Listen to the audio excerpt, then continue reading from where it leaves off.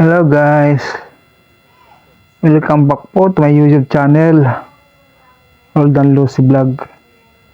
Ngayon po ay mag-aabang ulit tayo dito sa loop ni Parang Wilson.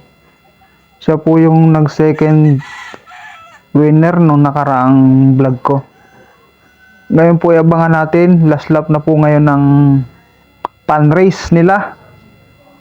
Magsaysay po ang release, Magsaysay Plaza. Ngayon po ay 6:20 po ng umaga ang release. Kaya pang abang-abang po tayo. Yan, mukhang may paparating na yata. Abang-abang po tayo guys.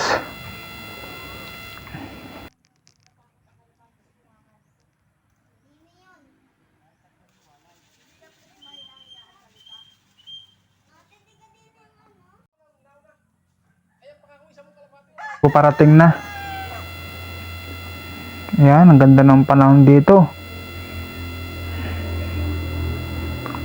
Mukhang ismasan po ngayon sa dadaanan nila. Ayon po sa ating bubuwit, may nag-text dito sa atin na muulan daw sa nauhan.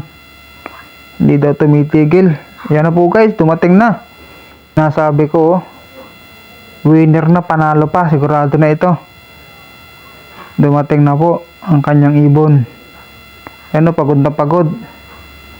Yan ang ating tropa. Buong buo na uli. Mukhang nag-iintay na naman itong kumabig. Po si Wilson, may-ari ng kanyang loop. Nakasandong puti. Yan, interviewin po natin siya. Hello guys. Papaliwanag ko lang yung vlog ko noong nakaraan. Ito po ang primary at secondary. Ari po ang primary at ito ang secondary. Kitang-kita nyo guys, oh.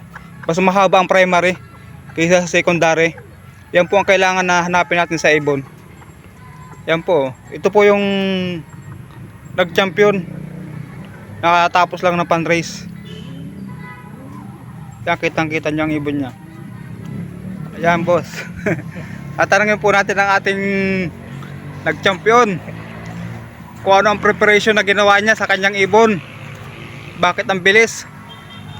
Ano boss ang iyong mga ginawa? Ay, ano lang, binigyan ko lang sila ng malunggay at ideal, champion pills. Huwag na maraming ibigay sa ibon para hindi magbago. Yon, yan guys. Napakinggan nyo ang kanyang mga teknik. Ginamitan mo rin ba para ng ano yan, tubig at dasal?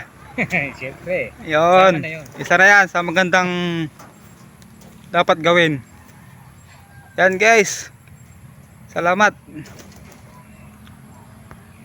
Ano ang inyong maipayo pre sa mga ating mga kalapatids? Ay, ito po yung veterans. Ito po yung makakapag ano. Ito po yung makakapagpaya. Veterans po yan. Wala akong pauwi. Si Parang Joms, ako naandyan si Parang Joms. Yun ang Yun guys, thank you for watching. God bless.